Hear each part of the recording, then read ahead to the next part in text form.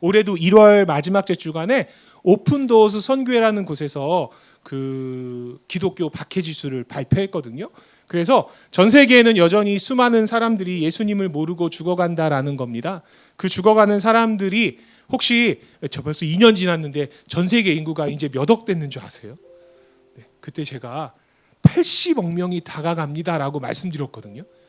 근데 지금 인구가 몇 억이냐면 82억 명을 다가가고 있습니다. 네, 82억 명이나 되는 많은 사람들이 제가 넘어가겠습니다 앞으로. 네, 전 세계에 살아가고 있다라는 거예요. 근데 기독교 박해지수를 올해 오픈도어스 선교회에서 발표했는데 여기에 보면 1위부터 10위까지의 이렇게 등위가 보이지 않습니까? 네, 그래서 이 나라들을 색깔로 이렇게 칠해 보니까 이렇게 칠해집니다. 네, 1위부터 50위를 쫙 칠하면요. 그리고 요 나라가 주로 어디 있냐면 우리가 지금 나눠드린 기도 책자 거기가 대부분 이쪽이고요. 모슬렘들, 아프리카. 그 기도 책자에 있는 모든 나라들은 여기 안에 다 들어 있습니다. 여기를 선교학자들은 14십창이라고 이야기하는데 미전도 종족이라고 한다는 것은 복음화율이 너무 낮아가지고 스스로 예수님을 알지 못하는 사람들이라는 거예요. 그러니까 누가 복음을 못 전해주는 곳에 있는 사람들이라는 거죠. 정의가 뭐냐 하면 한번 읽어주시겠어요? 시작.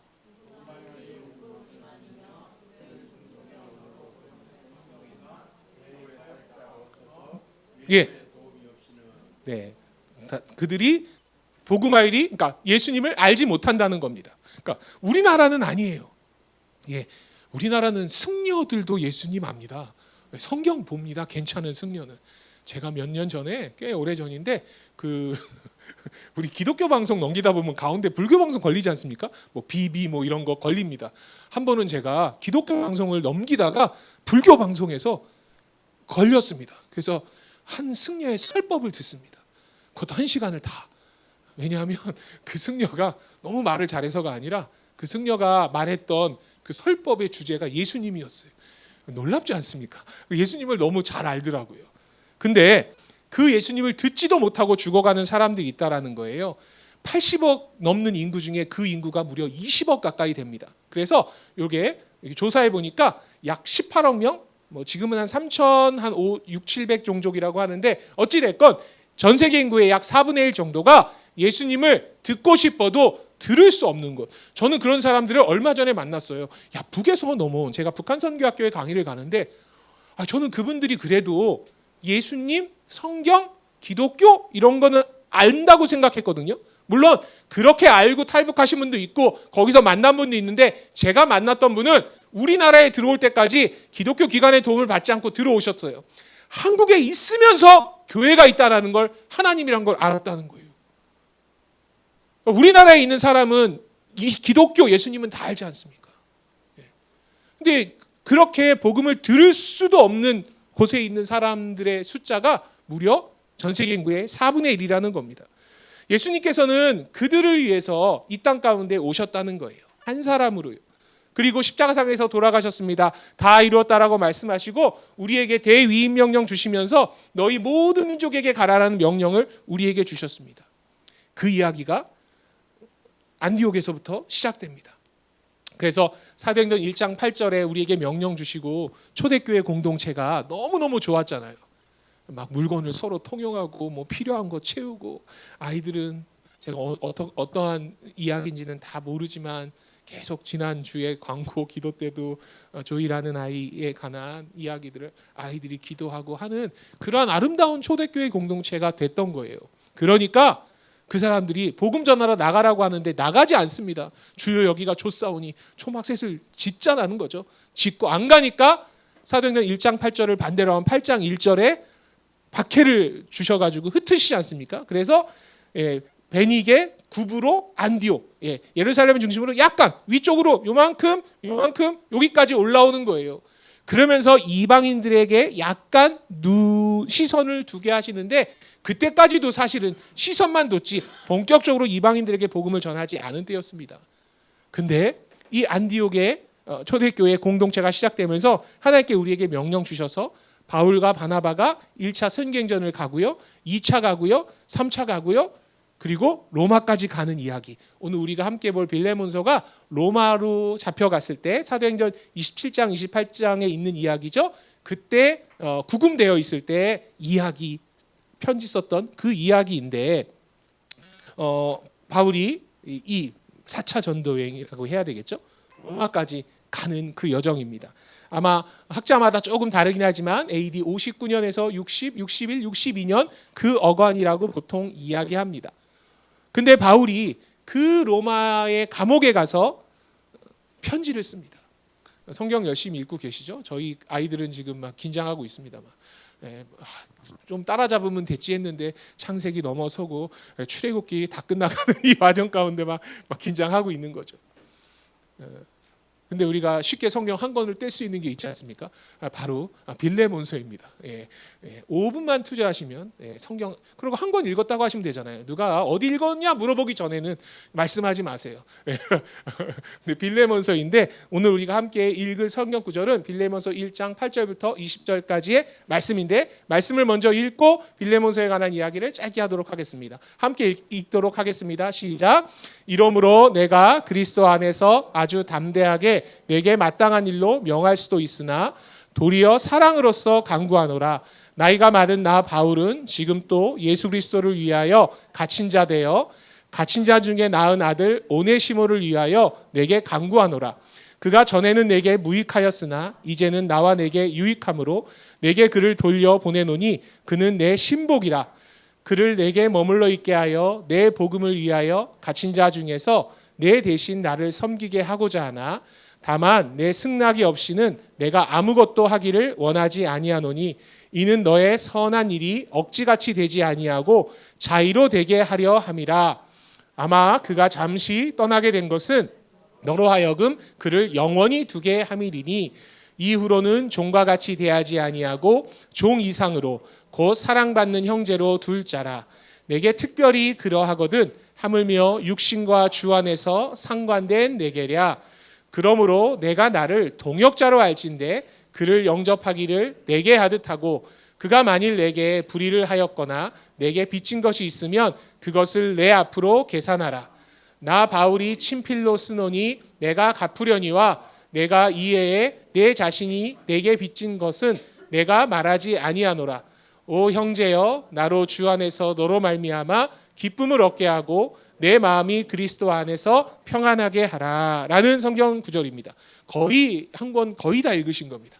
뒤쪽 조금, 앞에 조금만 읽으시면 성경 한 권을 읽으신 거예요. 사도 바울이 땅 끝까지 가라는 하나님의, 예수님의 그 명령 따라서 증인되기로 작정하고 로마에 가서 구금되어 있었습니다. 우리가 지금 생각하는 그러한 감옥의 개념은 아니고요.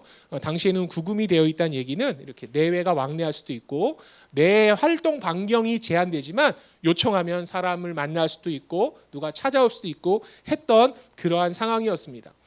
빌레몬이라는 사람에 관한 이야기를 먼저 잠깐 해야 될 것 같습니다. 사실 빌레몬은 성경학자들이 보면 골로새 지역에 살았던 로마 시민이었던 것 같아요. 사실 바울은 골로새에 간 적이 없거든요. 바울이 에베소라는 지역에 3차 선교행전 때 에베소 지역에 2년간 머물면서 복음을 전할 때 그죠? 누구죠? 에바브라라는 그 사람이 예수님을 믿게 됐고 그가 복음을 전하러 다녀요. 그래서 그게 골로새서 1장 7절에 보면 그 증거가 나오는데 그로 인해서 아마 복음을 듣게 되었던 사람이 빌레몬이었던 것으로 학자들은 이야기하고 이거는 논란의 여지는 없습니다. 그렇게 예배드렸는데 바울의 편지에 보면 멋진 거죠. 자신의 집을 예배 처소로 내어놓았던 사람이에요. 그러니까 마가 이렇게 생각하시면 됩니다. 아주 신앙이 좋았던 사람이었던 것 같아요. 근데 오늘 이 성경을 읽다 보면 또 한 명이 등장합니다. 그게 바로 오네시모라는 사람이 등장합니다. 이 빌레몬서를 보면 1절부터 7절까지는 바울이 기도해요. 편지 보내기 전에 엄청 기도하고 준비합니다. 왜냐하면 쉽지 않은 편지였어요. 그리고 8절부터 20절까지 바울의 편지의 중심 내용이 나오는데 오늘 우리가 읽은 내용이죠. 잘 보시면 아시겠지만 바울이 지금 부탁하고 있습니다. 내 아들 된 오네시모란 이가 있는데 좀 도와달라고. 뭘 도와달라는지는 이제 이미 좀 아시겠지만, 그리고 17절부터 19절까지 21절부터 25절은 인사함으로 이 성경의 내용을 끝냅니다. 여기서 우리는 하나 알고 가야 될 게 있습니다. 오네시모라는 뜻이 있습니다. 이름에 다 뜻이 있지 않습니까? 우리 그 예슬이 하슬이도 다 이름에 뜻이 있는 것처럼 오네시모라는 이름의 뜻이 있는데, 성경을 통해서 아셨겠지만 오네시모는 노예였습니다. 여러분, 우리나라 옛날 과거로 좀 돌아가 보시겠습니까? 집에 최근에 제가 그거 하도 좀 문제가 된다고 해서 그 영상을 조금 보다가 재밌어서 스킵해가지고 거의 다 봤는데, 그게 뭐냐면 옥시 부인전. 이게 조금 이제 좀 뭐 정체성에 관한 이야기가 좀 있어서 좀 그렇긴 하지만, 옥시 부인전 혹시 보신 분 있으십니까? 거기 옥시 부인이라고 나오는 그 아이의 이름이 뭐죠? 원래 거기 이름이 구덕입니다. 구덕이. 요즘 애들은 구덕이 모릅니다. 또 우리 푸세식을 사용하셨던 분들은 예전에 그 구데기들이 물론 이제 요즘은 음식물 바로바로 버리니까 그런 거 볼 일이 없지만, 혹시 잘못해서 이렇게 놔두면 안에 구덕이 생기지 않습니까? 어떻게 사람 이름을 구덕이라고 짓습니까? 또 집 안에 대대로 노비가 자녀를 낳으면 노비가 됩니다. 종이 아이를 낳으면 종이 됩니다. 그러면 이름을 누가 지어주냐면 주인이 지어줘요. 튼튼히 뭐 하라는 겁니까? 그 종 머슴은 넌 아프면 안 돼. 튼튼해야 돼. 돌쇠 무슨 의미입니까? 돌처럼 쇠처럼 강해야 돼. 이름을 다 그렇게 짓습니다. 오네시모의 이름도 혹 학자들은 종들의 이름은 주인이 지어줄 확률이 되게 많습니다. 그리고 오네시모가 무슨 뜻이냐면, 뜻은 되게 좋아요. 유익한 자예요. 유익한 자. 누구에게 유익해야 되는 겁니까 지금? 주인한테 유익해야 된다라고 지어놓은 거예요. 근데 이 오네시모가 이제 누구한테 유익한 사람으로 됩니까? 뜻밖의 일이 일어났는데, 지난주 설교지 않습니까? 뜻밖의 일이 일어났는데 그게 하나님의 계획이었다라는 것을 지금 바울이 이야기하는 겁니다. 그래서 이 오네시모가 한 사람 빌레몬에게 유익한 종이 아니라 하나님의 사역자로, 하나님의 일꾼으로, 하나님의 뜻 안에서 유익한 자로, 실제로 오네시모는 이후에 초대교회 교부가 되고요. 정확한 기록은 아니지만 순교했다라는 것으로 기록하는 옛날 역사학자들도 있습니다. 그래서 이 오네시모를 향한, 한 사람을 향한 바울의 절절한 사랑이 오늘 이 편지 안에 쓰여져 있게 되는 겁니다. 그래서 저는 오늘 세 가지 그 중요한, 한 사람을 향해 다가가는 세 가지 중요한 마음을 성경적인 이야기와 함께, 그 이야기들을 제가 말로 비유하고 풀어내기보다는 이미 우리 안에, 우리 아이들에게 제가 역사 속에서 그 증거들을 전해주고 싶다고 했지 않습니까? 우리 역사 가운데 있는 이야기를 전하려고 합니다. 그래서 제가 이제껏 왔던 이야기들을 쭉 봤어요. 파일을 다 갖고 있죠. 오늘은 안 했던 이야기를 해야 되니까 이제 그만 불러주세요. 힘들어요. 이제 별로 할 얘기가 없어요. 보세요. 요 바울의 선교 행전으로부터 시작됐던 선교의 역사가 온 열방 가운데 전해지게 되는 거죠. 바울은 1차, 2차, 3차에 가서 골로새라는 지역에 복음을 전하게 되는 거고요. 뭐 동역자를 통해서, 그리고 감옥에 가서는 또 한 사람의 동역자를 세우는 일에 최선을 다했습니다. 그래서 편지를 썼던 거예요. 그 놀라운 선교의 역사, 한 사람을 향한 그 복음의 발걸음들이 온 열방 가운데 전해지는 게 세계 선교의 역사인데, 우리나라는 1885년 전까지는 단 한 번도 복음을 듣지 못한 민족이었다라는 거예요. 이게 인천에 가면 요 조형물이 있습니다. 이 얘기를 안 해드린 것 같더라고요. 여러분, 이 조형물은 교회가 만든 게 아닙니다. 지금 올해 140주년 기념 준비하고 있거든요. 지금 교계 어르신들 정말 바쁘십니다. 올해가 140주년입니다. 1885년 기준으로 하면. 그래서 요 조형물은 누가 만든 거냐면 인천 중구청에서 만들어 놓은 거예요. 인천에 혹시 가보셨습니까? 짜장면 먹으러? 거기 가면 계양박물관 무슨 역사길 이런 거 해놨습니다. 1883년 우리나라 인천항이 열었다라고 해가지고요. 근데 그 인천 관광 코스를 만들려고 인천에 있었던 그 행정하는 분들, 또 인천 지역을 역사하는 역사가들이 찾아야 될 거 아니에요. 그래야 여기는 뭐가 있었어요? 데블 호텔이 있었어요. 뭐가 있었어요? 뭐 우리나라 최초의 초등학교, 영화 초등학교가 있었어요. 이민사는 여기 있었네요. 이걸 다 만들려고 하는데 세상에 그 이야기를 준비하는 계속해서 누가 등장하냐면 선교사님이 등장하는 거예요. 그래서 아예 기독교 역사길 해가지고 1885년을 여기다 만들어 놓은 겁니다. 선한 영향력이죠. 그리스도의 선한 영향력을 미쳤던 거예요. 많은 선교사님들이요. 여러분 그 자리가 요게 옛날에 인천의 모습이고 거기에 가면 이렇게 기념탑이 있습니다. 그리고 우리가 잘 아는 세 분의 선교사님. 제가 우리 교회에 와가지고 늘 언더우드 선교사님 이야기를 주로 할 수밖에 없었어요. 오늘은 우리 좀 건너뛰려고 합니다. 예, 오늘은 한 사람을 위한 마음으로 살아내셨던 선교사님 두 선교사님의 이야기를 통해서 세 가지의 의미를 보려고 하는데 첫 번째는요. 사도 바울이 했던 그 기도 가운데 사랑으로 간구하는 마음이었다라는 거예요. 한 사람을 향해 나아가는 시작은 사랑으로 나아가는 겁니다. 바울이 그렇게 아까 이야기했었거든요. 사도 빌레몬서 1장 9절에 도리어 사랑으로서 내가 간구한다. 내가 너한테 네가 내 제자니까 내가 이렇게 해달라고 얘기할 수도 있고 명령할 수도 있고 사명으로 사역으로 넘겨줄 수도 있지만 나 그렇게 하지 않는다. 내가 사랑으로서 이 이야기를 너에게 하는 거야. 오네시모라고 하는 한 종이 많이 아시는 이야기니까요. 아마 주인의 재정에 그 큰 금전적인 손해를 끼친 것 같아요. 뭘 훔칠 수도 있고 그래서 도망가는 거거든요. 자유를 찾아서 도망가는 것도 있고요. 그 주인에게 왜냐하면 바울이 빚을 갚아주겠다고 하니까요. 그래서 멀리 도망갔다가 로마에 가게 되는 겁니다. 근데 보십시오. 오네시모가 도망가지 않습니까?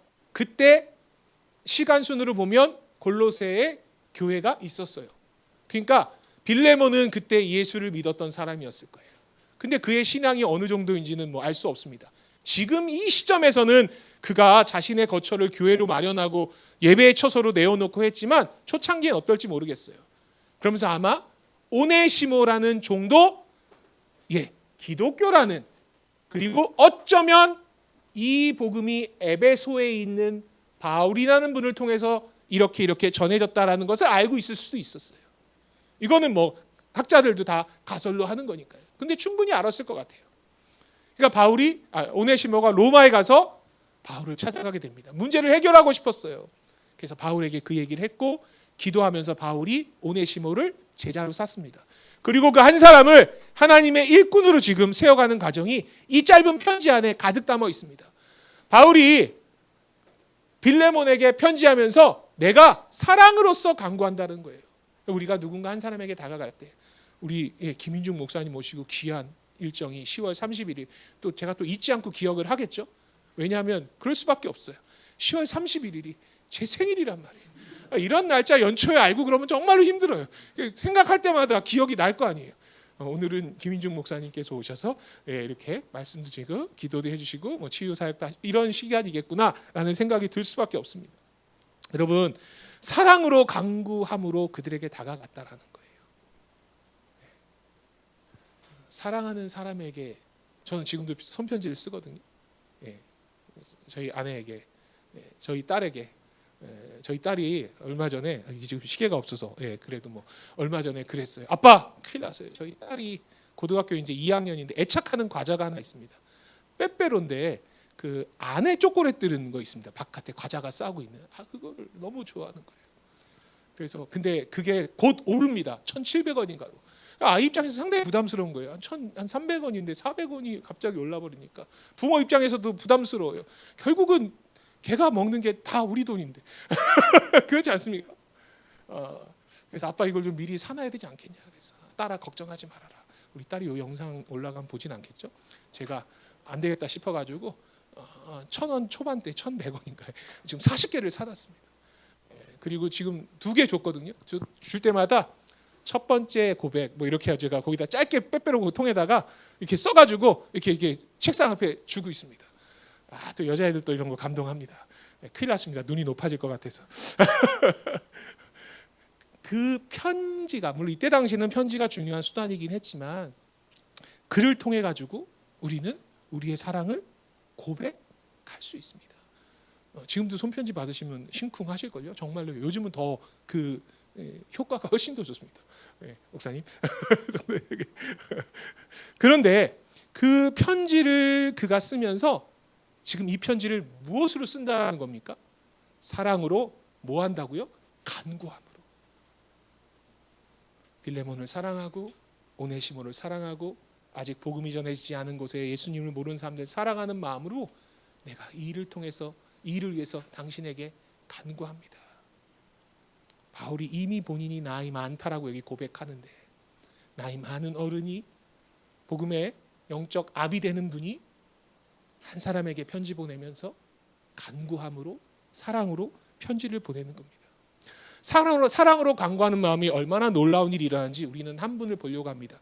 제가 아까 말씀드렸던 것처럼 이분은 아펜젤러라는 선교사님이에요. 1885년 4월 5일 부활주일날 우리나라에 도착했고요. 그때 이분이 했던 기도가 이거였어요. 우리는 부활절에 이곳에 왔습니다. 그날 사망의 권세를 이기신 주께서 이 백성을 얼감한 결박을 끊으사 하나님의 자유와 빛 그것을 좀 허락해달라고 생명을 허락해달라고 기도하고 선교사님은 사실 쫓겨났습니다. 쫓겨났다가요. 언더우드만 서울에 들어오고 다시 우리나라에 들어옵니다. 그래서 이분이 터잡은 데가 여기 보면 배제학당이라고요. 지금도 여기 있습니다. 제가 이번 주에도 여기 가거든요. 아이들 데리고 배제학당이라는 곳에 지금도 학교가 역사관으로 남아 있습니다. 이곳에 와서 아이를 가르치는 거예요. 이분이 가르쳤던 아이를 우리는 잘 알고 있습니다. 그 아이를 이따가 사진으로 보여드릴게요. 이분이 요 건물이 이렇게 요 건물이 지금 하나가 남아 있거든요. 1920년대 만들어진 건물이 지금도 남아 있습니다. 그래서 거기가 역사관입니다. 역사관. 근데 이 역사관에 이상한 사건이 하나 있습니다. 여러분 보십시오. 이게 뭔지 하면 EBS에서 짧게 뭘 한 건데 여기에 이게 뭐 등을 걸었습니다. 연등이지 않습니까? 우리 글로 보면 이게 뭔가 봤더니 1897년 12월 달에 이게 신문에 독립신문에 이 기사가 실려요. 한번 읽어보시겠습니까? 깜짝 놀라셨죠? 읽으라 그래가지고 시작. 요 다음 토요일은 세계 만국이 이날은 1년 중에 제일 가는 명절로 여기며 모두 일을 멈추고 온종일 쉰다고 하니 우리 신문도 그날은 출근 아니할 터이요 28일에 다시 출근할 터이니 그리들 아시오. 1897년 12월 23일. 얘들아 이 날이 무슨 날일까? 요 다음 토요일이 무슨 날이었을까? 12월 23일 바로 뒤에 이틀 뒤에 있는 날짜야. 무슨 날이야? 성탄절. 성탄절. 그러니까 성탄절에 우리 신문사 일 안 합니다. 이거 신문에 광고 낸 겁니다. 28일에 신문 다시 출간하니까 와서 신문 달라고 하지 말라고. 여러분 이곳에 우리나라에 와가지고요. 뭘 하시는 거냐면 간구함으로 예수님을 전하는 거예요. 성탄절 공식적으로 행사하는데 꽤 오래 걸렸습니다. 물론 자체적으로 하고 또 그 안에 이렇게 함께한 분도 있지만 학교에서 공식적인 행사를 한 거예요. 그래가지고 이러한 이런 게 이거 보이십니까? 기역자 예배당이고 이렇게 등을 건 겁니다. 등을. 그래서 성탄절이 되는 거예요. 그리고 성탄절 끝나고 이런 기사도 실려요. 크리스마스 저녁 7시에 학생들이 배제학당 회당 앞에 등불 수백 개를 켰는데 그중 제일 큰 십자가 등에는 4글자를 썼다는 거예요. 4글자가 뭐냐면 광조동방이었어요. 동쪽에 아주 큰 빛이 일어났습니다. 그래서 그 광조동방이라는 십자가가 이렇게 되어 있는 거예요. 이게 광조동방이라고. 이게 뭔지 아십니까? 이게 코로나 전이었는데 세상에 우리나라 서울시에 무슨 이제 성탄절 이런 걸 아마 서울시 이제 그 연구하는 분들 있지 않습니까? 서울시 역사 연구하는 분이 그걸 찾은 것 같아요. 그래서 옛날에 이렇게 했다고 해가지고 정동 거리에다가 성탄절 때 이렇게 연등을 십자가 연등이라고 하면 안 되죠. 십자가 등을 청사초롱을 걸고 이 광조동방을 찾아낸 거예요. 이 글에서 찾았겠죠. 광조동방이라고 이거 걸어놨습니다. 제가 서울시 공무원 하신 아는 장로님께 그랬다니까요. 매년 하자고 이거. 역사적으로 있는 건데 절만하지 말고 우리도 성탄절 때 등 겁시다. 제가 막 이렇게 말씀드렸는데 하려면 할 수 있는 거예요. 왜냐하면 이게 역사적인 증거가 사실이 있었기 때문에. 그런데 이렇게 등을 걸면서 한 사람 한 사람을 주님께 돌아오게 하는 그 일들을 선교사님들이 행했다라는 겁니다. 그래서 학생들 한 사람 공부시키기 위해서 재정이 없잖아요. 가난한 아이들은 일해라. 근로장학생 만드는 겁니다. 그래서 학교를 막 세우는 거예요. 그래서 제가 이제 이렇게 가는 겁니다. 여기 팀이랑 가고요. 여기 제가 이 사진은 이 얼마 전에 어디 갔는데 이 아이들 다시 만난 거예요. 누군지도 몰랐는데 여러분 이 아이들 보이십니까? 니네 셋이 가서 이렇게 찍으면 딱 요거다. 이 아이들이 요때부터 하나님이 이렇게 일하시는구나를 배우는 거예요. 그러니까 예수가 자랑스러운 거예요. 할 말이 있어요. 니네 알아? 니야 유관순 언니가 이러이러한 분이야. 우리 책에 나오는 헐버트 선교사님이란 분 이러이러한 분이야. 이 얘기를 막 하는 겁니다. 여러분 보세요. 이 학교 출신이에요. 요만한 학생 때 아이를 공부하는 거예요. 그 청년이 누가 되냐면 이승만 박사가 돼요. 예, 이분은 누군지 아세요? 우리나라 국어를 집대성한 주시경 선생님인데 이분의 스승이 헐버트라는 선교사님이었어요. 그리고 요즘 아이들은 잘 모르는데 우리는 잘 아는 분인데 이분이 김소월 시인입니다. 요즘 애들 김소월 시인 모릅니다. 이건 압니다. 나보기가 역겨 이랬더니 또 알더라고요. 노래로 막 그런 게 있어요. 그래서 이분이 썼던 시가 우리가 잘 아는 시가 뭐죠? 제가 방금 했는데 진달래꽃. 네네네. 예, 진달래꽃이요. 나보기가 역겨워 가실 때에는 말없이 고이 보내 드리오리다. 영변의 약산 진달래꽃 아름따다 가실 길에 뿌리오리다. 기억나시죠? 예, 이 시는 기억이 나야 돼. 니네도 이 다음에 노래로 들을 수도 있어. 근데 여기 보시면 지명이 하나 나옵니다. 영변이요, 영변. 그럼 영변하면 떠오르는 게 뭔지 아세요? 영변 핵실험장. 영변이 북한에서 핵실험하는 장소입니다. 예. 근데 왜 영변이 등장하나 봤더니 이게 영변의 약산 입구입니다. 옛날에 영변의 약산이요 우리나라에서 진달래로 유명한 산이었대요. 제가 이거를 작년 가을에 안양에 있는 안양제일교회라는 교회에 선교학교 갔다가 이 얘기를 했는데 세상에 거기 앉아 계신 권사님이 그러시는 거예요. 전 그 표현을 잊을 수가 없어요. 선교사님 영변의 약산의 진달래가 얼마나 대단했냐면 그게 너무 흐드러지게 펴가지고 그 영변의 약산의 계곡물이 진달래 쪽빛으로 다 물들었습니다. 그분이 했던 그 표현 그대로입니다. 딱 듣는 순간 원래 그 실향민 그분 어렸을 때 뭐 아직 지금 나이 많으시지만 그 영변을 다 뭐 거기서 아주 어렸을 때 사시지는 않았을 것 같아요. 근데 부모님들이나 그죠? 그 기억들이 있으신 거예요. 야, 그래서 이게 진달래가 유명했던 거고 김소월 이분의 고향이 영변 바로 옆이었어요. 그러니까 여기 약산을 이분이 가셨던 거고 그렇게 시로 표현하는 겁니다. 여러분 근데 김소월이란 이분이 예수 믿고 와서 공부하고 기독교 학교에서 공부하고 이러지 않습니까? 그 얘기는 그 땅 가운데 누군가 갔다라는 거예요. 한 사람이요. 전도부인 한 분, 그 사진과는 관련은 없습니다. 한 분의 전도부인이 되는 거예요. 일대가. 그러니까 그 전도부인이 일대 신앙인이 됩니다. 이분이 예수 믿었어요. 아들이 한학자였거든요. 근데 어머니가 예수 믿으시니까 그 아들이 그래 우리 어머니가 예수 믿으신다면 나도 예수 믿겠습니다. 해가지고요. 그 이대가 예수 믿게 됩니다. 근데 갑자기 이 두 분 부모님 할머니랑 아버지는 갑자기 믿지만 그 아들 있지 않습니까? 3대는 얼떨결에 아버지 때문에 목사 됩니다. 신학교 가서 목사하고. 근데 저 목사님은 3대 목사님은 결혼 전에 이제 그때 아직 4대는 없었을 거 아니에요. 결혼 전에 하나님께 아들을 바쳐요. 하나님 우리 넷째가 태어나면 그 넷째는 하나님께 목회자로 드리겠습니다. 여러분 그 넷째가 태어나가지고요 정말 힘드셨대요. 이분은 실제로 목사가 안 되려고 막 이거는 내 뜻이 아니야 이래가지고 막 도망 다니고 하다가 꽉 붙잡혀가지고 뜻밖의 일이 뜻 안의 일이 돼버려서 목회자가 되는 거예요. 그리고 벌써 은퇴하셨어요. 근데 그 교회가 여기서 엄청 가까워요. 차로 한 15분이면 갈 거예요. 여러분 그 4대째 목사님이 누군가 봤더니 그분은 이렇게 생기신 분이에요. 이 유기성 목사님의 선한 목자교회 목사님의 이 뿌리가 이 뿌리 안에 있더라고요. 한 사람이 중요합니다. 그 한 사람을 통해서 하나님께서 놀라운 일들을 이루어 가신다는 거예요. 여러분 이분이 교회를 개척합니다.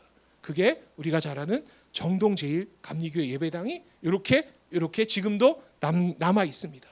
이 아펜젤레 선교사님은 늘 했던 기도가 있어요. 실제로 그가 어느 공적 자리에서 연설을 해야 될 그러니까 강연 연설이기도 합니다. 그때 자신의 신앙을 이렇게 고백합니다. 이게 뭐냐면 나의 야망은 이 나라 전체에서 그리스도를 설교하는 것입니다. 만약에 누군가 한 영혼을 위해서 자신의 생명을 내어줄 수만 있다면 그건 가장 위대한 선교입니다. 라고 기도하셨습니다. 아펜젤러 선교사님이요. 여러분, 이분이 사랑으로 간구하는 마음으로 복음을 전했음을 우리는 앞에서 짧게 봤습니다. 근데 또 뭐 하냐면 한 사람을 위한 마음은요, 사랑으로 간구하는 마음이지만 두 번째, 2번 함께 읽겠습니다. 시작. 동참하게 하는 하나님의 은혜입니다. 내가 혼자 시작하지만 동참케 하는 거예요. 바울이 지금 오네시모를 동참케 하는 겁니다. 누굴 또 동참케 합니까? 빌레몬을 그 일 가운데 동참케 합니다. 이 일을 통해서 그 골로새 지역에 빌레몬 집에 있었던 그 교회 교인들이 또 함께 그 일 가운데 동참케 합니다. 그래서 바울과 함께 동참했던, 하나님의 일에 동참했던 사람들이 열방 가운데 가서 복음을 전하는 동역자로 세워지게 되는 거죠. 여러분, 그래서 저는 여기는 이제 제가 출석하는 교회 학생들, 성도님들, 가족들 봄 가을에 이렇게 순례하고 있어요. 어디냐면 여기가 화성인데, 화성에 가다가 무진해라는 곳이 있습니다. 무진해는 화성은 아니고요. 저기 안양, 시흥입니다. 시흥. 거기에 제가 어딜 갔냐면 여기 이 교회에 종탑이 있습니다. 근데 이 종탑은 옮기겠지만 이 자리 지금 사라지게 생겼습니다. 아파트 개발한다고요. 교회가 정말 외진되어 있거든요. 밭 아래 다 논밭이고요. 그러니까 성도님들이 거기 오시기 쉽지 않은 거예요. 그러니까 아파트 개발을 하는데 아파트 이쪽 건설업 쪽에선 정부에서는 종교 부지를 따로 내주게 되지 않습니까? 기존에 있는 교회들. 근데 이 교회를 살리려면 건축한 지 30년이 안 됐거나 뭐 여러 조건이 있는데 그 조건에 맞지 않아요. 물론 교회가 기득권을, 그러니까 그 기존의 그 권리를 요청할 수 있지만 그러버리면 진짜 완전히 도시의 바깥쪽에 있게 되는 거고 정말 어려운데 결국 결정을 해서 교회를 옮기기로 했어요. 이 종탑 아래 가서 이제 우리 교회 권사님들이랑 같이 찍었는데 여러분, 이 교회가 시흥의 무진의 교회라는 교회예요. 딱 보시기에도 시골입니다, 시골. 근데 이 무진의 교회 머릿돌을 보니까 1898년 12월 2일 설립됐다라는 거예요. 와, 정말 오래됐죠. 그리고 100년 됐을 때 이렇게 지었던 교회이거든요. 근데 요 1898년 이후로 해가지고 우리나라의 상황을, 프랑스에 있는 잡지에 실렸던 사파인데 요거 보이십니까? 조선이고 여기 어느 나라 사람 같아 보이세요? 러시아. 저기는요? 일본. 뭐 떠오르세요? 이러면 1904년 무슨 전쟁 떠오르세요? 러일 전쟁. 1894년에 청일 전쟁에서 일본이 이깁니다, 우리나라를. 그리고 막 우리나라를 침탈해 가는데 하나 걸림돌이 하나 있었어요. 그게 러시아였어요. 놀랍게 또 상상하지 못했던 일이 일어나죠. 아무도 전 세계 어디서도 러시아를 일본이, 당시에 러시아는 세계 최고의 함대였는데 그 러시아를 일본이 이겨버립니다. 그러니까 그 어려운 시기였던 거예요. 그때 이 선교사님이 제가 지금 파일이 하나가 조금 요거 먼저 보겠습니다. 시흥 무진의 교회에 1904년에 이분이 죄송합니다. 1904년 맞을 것 같습니다. 1904년에 이분이 그 6월 달에 첫째 주에 여기에 예배드리러 가는 중간이었어요. 근데 일본인들이요, 지금 러시아에 관한 반감이 있습니까, 없습니까? 반감이 있었어요. 근데 선교사 일행을 보고 검은 양복 입고, 우리 잘 구분 못 하잖아요. 당시 조선 사람들, 이 사람이 러시아 사람인지 미국 사람인지 영국 사람, 호주 사람 어떻게 합니까? 이 노무자들이, 일본인들이 길을 가는 선교사님들에게 해를 가해요. 그래서 막 부상을 입고요, 뭐 여기 막 피를 흘리고 너무 큰 폭력이 일어났던 거예요. 근데 아펜젤러 선교사님이 그 사건의 목격자고 함께 가고, 선교사님 많이 다치지 않으셨지만 많이 다친 분들을 위해 가지고 그 주간에 법정에 서야 됐어요. 왜냐하면 증인이시잖아요. 그리고 우리말을 잘하셨잖아요. 영어도 하시고 일본말도 조금 하셨고.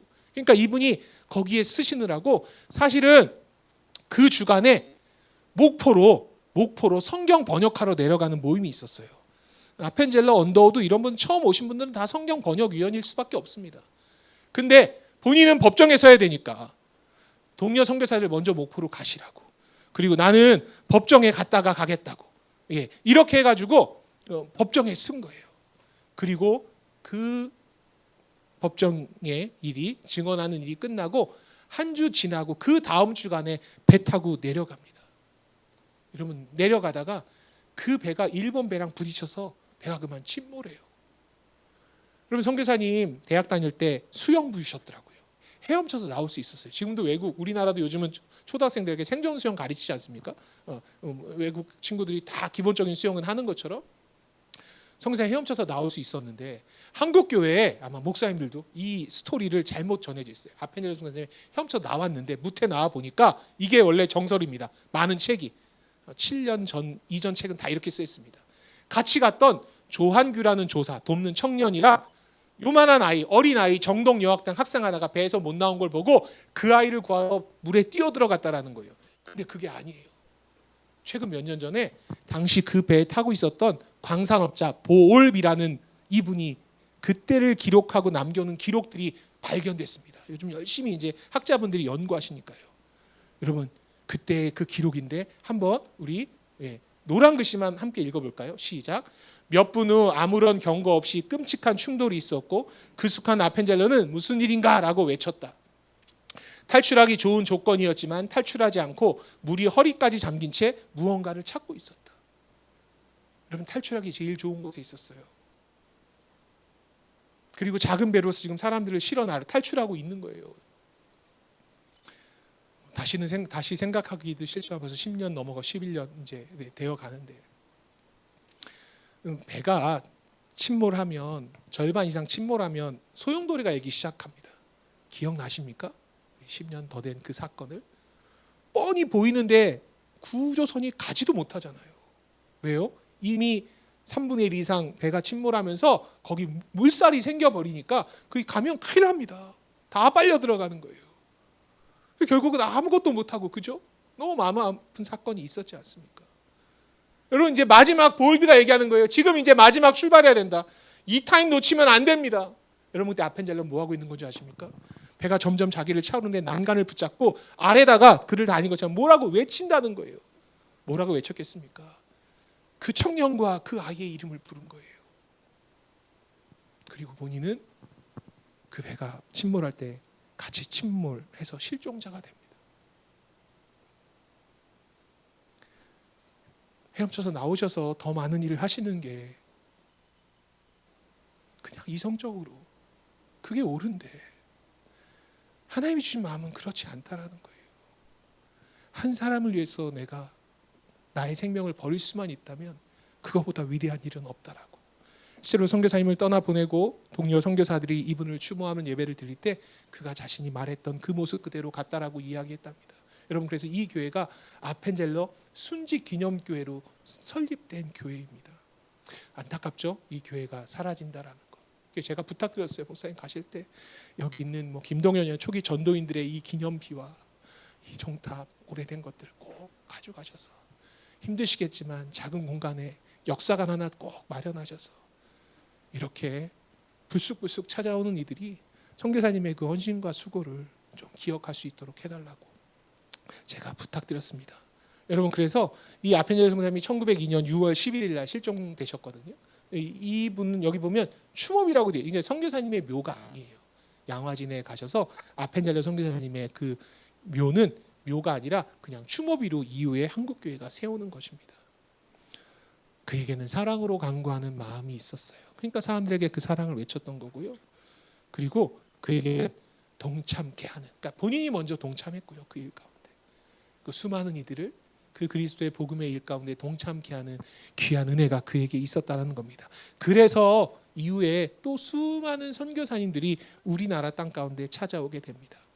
한 사람을 위한 마음은 바울의 고백을 통해서 이렇게 이어집니다. 세 번째요, 함께 읽겠습니다. 동역자를 세우기 위한 사랑입니다. 예, 그냥 처음에는 여러분 보십시오. 동참케 해야 보고 배워요. 제가 이 일 때문에 성경을 좀 봐봤는데 여러분 예수님의 사역을 아십니까? 예수님의 공생의 사역을 잠깐 보도록 하겠습니다. 여러분 예수님께서 마태복음 5장, 6장, 7장의 산상수훈에서 수많은 사람들에게 복음을 전하시고요. 그리고 공생의 삶을 시작하세요. 제가 생각했을 때 예수님 지금 엄청난 사람들이 쫓아오는 거거든요. 정말 들을 만하다. 너무 의미 있다. 가치 있다.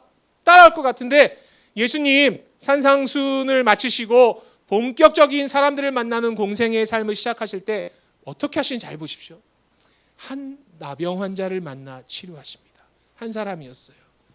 그리고 백부장의 하인을 가시지도 않고 말씀으로 치료하십니다. 그리고 급하게 갔던 데가 많은 무리를 치료했다라고 성경은 그 앞에 타이틀에 그렇게 되어 있는데 아니요. 사실은 베드로의 장모 한 사람의 그 열정 때문에 다 치료하러 가셨다가 사람들이 몰려오니까 빨리 몰린 무리들의 필요들을 채워주시고 떠나십니다. 자리를 옮기세요. 그리고 어디 가신지 아십니까? 거라사 광이에요. 뭐 성경 공간마다 조금 순서는 다르긴 하지만 다시 한번 보세요. 예수님은 의도적으로 한 사람 한 사람을 찾아가십니다. 왜였을까요? 제자들에게 그걸 알려주셨어야 됐어요. 한 사람 한 사람을 찾아가는 일이 얼마나 중요한 일인지. 여러분, 그래서 한 사람 한 사람을 찾아갔던 그 사람 그리고 그 한 사람을 동역자로 세우기 위해서 노력했던 한 선교사의 이야기를 보려고 합니다. 여러분, 우리나라는 신분제도가 있었습니다. 양반, 중인, 상인, 천민. 어제가 토요일이었던 거죠. 예, 어제 아침에 제가 그 싱가포르에 있는 무슨 교회였는데 거기 이제 줌으로 훈련 중이어가지고 훈련을 했었거든요. 예, 그 지역에 이제 말레이시아계, 인도계 뭐 이런 것들 많이 나오면서 우리가 신분제도에 관한 이야기를 좀 했었어요. 우리나라의 양반, 중인, 상인, 천민. 아마 오네시모는 이때 당시로 보면 뭐였을까요? 천민이죠. 종이었습니다. 그 경계를 넘어서는 게 쉽지 않았어요. 근데 우리나라에 양반, 중인, 상인, 천민보다 더 힘든 부류가 있었습니다. 그게 누구였는지 아십니까? 여성인데 또 누군지 아십니까? 장애인이에요. 제가 그렇게 뭐 넉넉한 그렇다고 뭐 아주 어렵게 산 건 아니지만 학창시절에 이렇게 신문 배달을 한번 한 적이 있었습니다. 몇 달 하고 이건 할 일이 아니다 싶어가지고 안 했는데요. 너무 힘들었어요. 근데 신문 배달을 보통 예전에 새벽 한 3시 반 이때부터 하거든요. 정말 일찍 합니다. 근데 제가 그때 보고 깜짝 놀란 게 있어요. 지금도 장애인이 비장애인들과 함께 머무는 게 우리나라 좀 쉽지 않은 구조지 않습니까? 많이 좋아졌다고 하지만 근데 예전에 제가 어렸을 때도 장애인들이 있었을 거 아니에요. 근데 예전에 지금처럼 거리에서 장애인을 많이 보셨습니까? 10년 전, 20년 전에요? 아니요. 장애인 보는 게 쉽지 않았어요. 근데 제가 지금도 그게 기억이 나요. 새벽 3시, 4시에 왜 이렇게 거리에 휠체어를 타고 다니는 사람들이 많은 거지? 정말로 많은 사람들이 아이 바람 쐬게 해주려고 그 시간에 나오는 거예요. 사람 없을 때. 전 그때 되게 큰 충격 받았었습니다. 지금이야 많이 좋아졌죠. 더불어 살아가게 되고 하는데. 여러분, 조선시대 때 이 그림도 한번 보십시오. 제가 이거 일부러 인터넷에서 이 사진을 왜 캡처했냐면 양반, 중인, 상인, 천민 얘기하는데 지금 자매는 없어요. 다 남자로 그림 그려는 거예요. 고민한 흔적입니다. 여성들이 정말로 소외받았던 거고 그 가운데 장애를 갖고 태어난 여성들이요. 79은 버려졌습니다. 그래서 여성 장애를 가진 분들이 점쟁이가 되거나 기생집이나 이런 곳에 팔려가거나 뭐 이러한 일들을 했던 게 우리나라 그냥 역사 속에서 비일비재합니다. 여러분, 근데 이분은 제가 소개를 했거든요. 언제인지 모르겠지만 2년 전은 아니고요. 그 전에 이 윌리엄 제임스가 로제타라는 분을 소개했습니다. 다른 거 소개하려는 건 아니에요. 이 선교사님이 저 아들이랑 남편을 묻고 저 아들 붙잡고 미국으로 돌아가게 되는 겁니다. 남편 선교사님은 아까 말했던 청일전쟁 때 전쟁 때 1894년 청일전쟁 때 평양에서 쓰러져 갔던 청나라 사람, 일본 사람, 조선 사람 진료하다가 본인이 전염병에 감염돼서 우리나라에 온 지 3년 만에 돌아가셔서 양화진에 2번째 묻히는 선교사님입니다. 여러분, 그때 이 선교사님이요 돌진한 아까 그 어린 아들 갓난쟁이 아들 손 붙잡고 뱃속에는 둘째 아이가 자라고 있었어요. 이디스라는 아이가. 그래서 1894년 12월 달에 본국으로 돌아갑니다. 95년 초에 아이를 낳고요. 그 아이 잘 양육했다가 3년 후에 1897년에 두 아이 손잡고 다시 우리나라에 옵니다. 남편이랑 함께 사역하기로 했던 평양에 올라갑니다. 평양에 올라가는 중간에 세 분이 다 이질에 감염되는데 이 어린 딸이 이질을 이겨내지 못하고 그 아이가 또 사망합니다. 3살 나이예요. 그리고 그 아이를 묻어요. 그리고 하나님께 이 아들 붙잡고 하나님께 이렇게 기도했어요. 하나님, 우리 아들이랑 저는 좀 조선 땅에서 끝까지 사역하게 해주세요. 여러분, 이분이 남편을 떠나보낸 아픔, 어린 딸을 떠나보낸 아픔을 붙잡고도 우리나라에 머물면서 평양의 기월병원 어린 딸의 이름을 따서 우리나라 최초의 소아과 병원이 이리스 아동병원, 이화여자대학교 부속병원, 여성의료전문대학은 고려대학병원, 인천기독병원 간호대학 이런 거 다 만드는 겁니다. 이 이야기를 해드렸는데 새롭게 느껴지시잖아요. 너무 감사해요. 또 해도 된다는 거잖아요. 근데 오늘 다른 이야기 하려고요. 제가 작년 4월 달에 대구에서 경산에서 더 가면 하양이라는 곳이 있습니다. 그 하양이라는 곳에 3주간 주일날 설교하러 가게 됐을 때 첫날 이분 이야기를 했어요. 근데 한 교회 집사님이, 교회 성도님이 뭐 교수님이셨는지 학교 직원이지 어쨌든 그 지역에 있는 한 대학교의 직원이셨어요. 오셔가지고 그런 거예요. 성교사님, 우리 학교에 한번 와보셔야 된다고. 꼭 오시라고.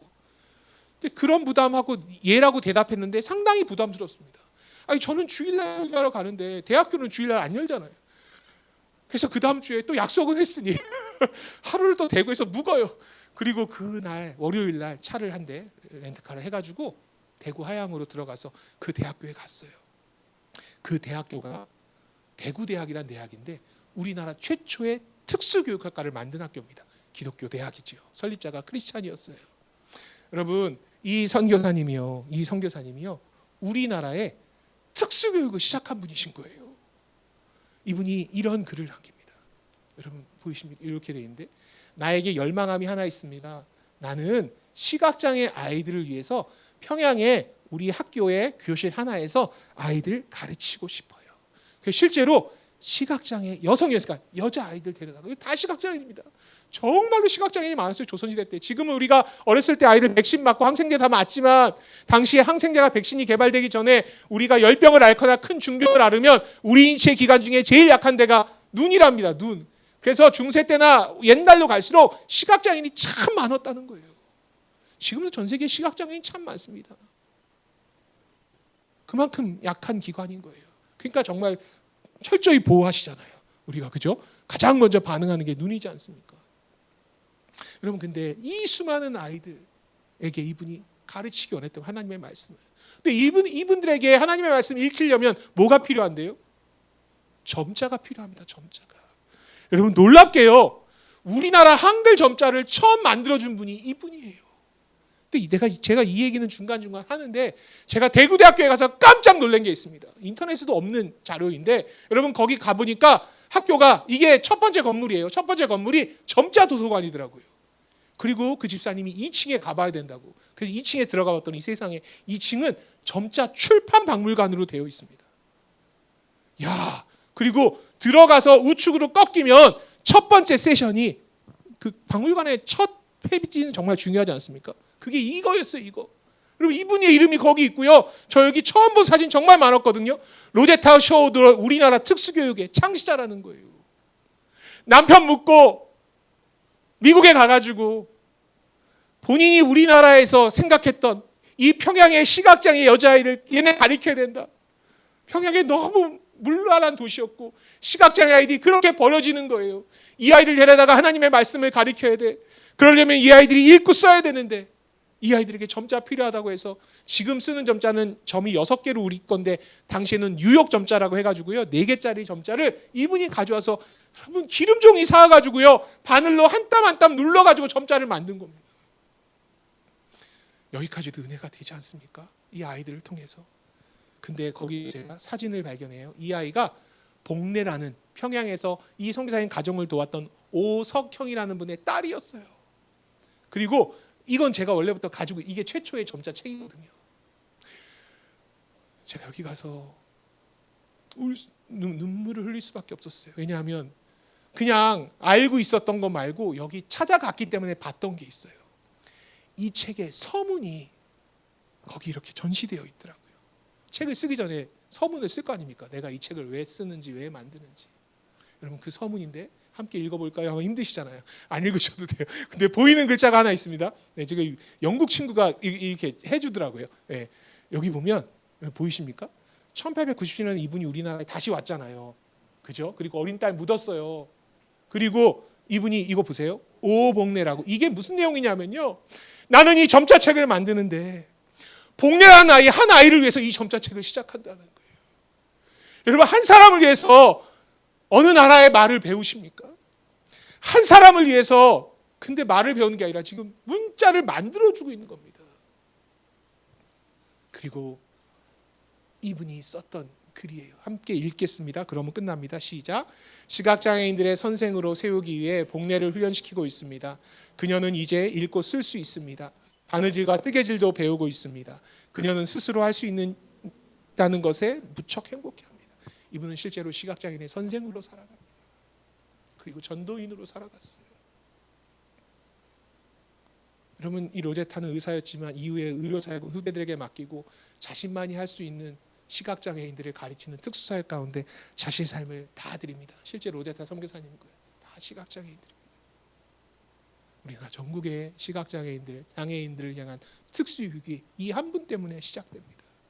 그리고 그 시작은 위대한 꿈을 꿨다기보다는 한 아이, 나 이 복례라는 아이를 하나님의 자녀 만들고 싶어요라는 간절한 기도와 헌신으로 시작됐다는 것을 우리는 확인할 수 있습니다. 은퇴하시고 본국에 가셨다가 유언에 따라서 남편과 어린 딸이 묻혀 있는 이곳 가운데 선교사님도 같이 묻으십니다. 하나님께서 오네시모를 보내십니다. 누군가에게 다가가는 일들은 우리가 그리스도의 일꾼을 세워나가는 일 가운데 너무 중요하고 필요한 일입니다. 그렇게 수많은 선교사님들이 이 땅 가운데 와서 한 사람을 향한 그 사랑을 시작했다는 거예요. 여러분, 언더우드 아펜젤러 위대한 선교사라고 얘기하죠. 윌리엄 캐리, 제가 어제 윌리엄 캐리 강의를 했는데, 여러분 윌리엄 캐리가 근대 선교의 아버지입니다. 윌리엄 캐리가요 인도에 가가지고요 한 명의 세례 인내자, 그러니까 크리스찬을 만드는데 몇 년 걸린 줄 아십니까? 7년 걸립니다. 7년. 그 사이에요 자녀 셋을 잃고요, 첫째 아내 잃고요, 밀림에서 살고요, 같이 갔던 동료 선교사가 공금을 횡령하고요, 이루 말할 수 없는 아픔 가운데 그를 지키게 했던 그것은 한 사람을 향한 그 주님의 마음이 그를 지키게 했고, 그 한 사람이 죽게 돌아온 일을 통해서 인도의 놀라운 선교의 역사가 일어난다라는 것입니다. 흑암에 앉은 백성, 사망의 땅, 그늘에 앉은 한 민족을 위해서, 그리고 한 사람을 위해서 예수님께서 땀과 눈물과 피를 쏟으셨고, 그래서 가장 위대한 일, 그 선교의 시작은 바로 한 사람을 위한 마음으로부터 시작됐다라는 거. 너무 위대한 분이 되려고 하지 마십시오. 저도 내려놨습니다. 한 영혼 한 영혼에게 다가가자. 그렇게 시작했던 것이 아직 아무것도 이루어진 게 없지만 하나님께서 아름아름, 제가 지금도 대안학교들 미팅을 여러 군데 하거든요. 결국은 제가 하지 못해서 못하는 거예요. 목요일 금요일도 수업 가고 싶은데 다음 세대 아이들 위해서 놀랍지 않습니까? 우리 교회도 그렇겠지만 교회에서 아이들을 만날 수 있는 시간이 주일학교 목사님, 교육자가 옛날이랑 다르게 20분밖에 안 됩니다. 설교 시간이.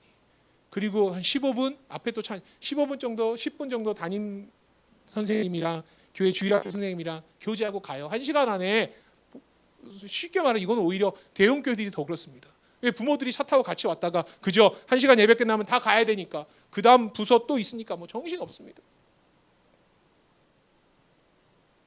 제가 한 영혼 한 영혼 만나려고 하니까 세상에 매주 만나는 거예요.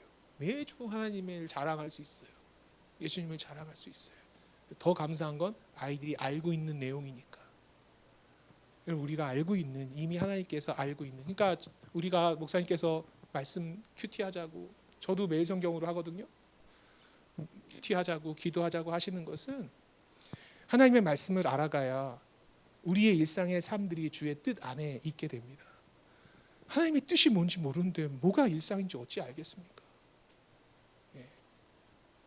여러분, 그래서 하나님의 말씀을 묵상하고 그 말씀 가지고 살아가는 우리들 한 사람 한 사람, 그리고 그 말씀을 내가 만나는 그 한 사람에게 바울의 마음으로 편지하고 그리스도의 사랑을 전하는 그 일을 통해서 우리 너런생교회가 다시 건강하게 자리를 잡고 세워가는 그 과정 가운데 한 사람을 세우는 그 일을 통해서 하나님께서 크고 귀하게 사용하실 줄 믿습니다.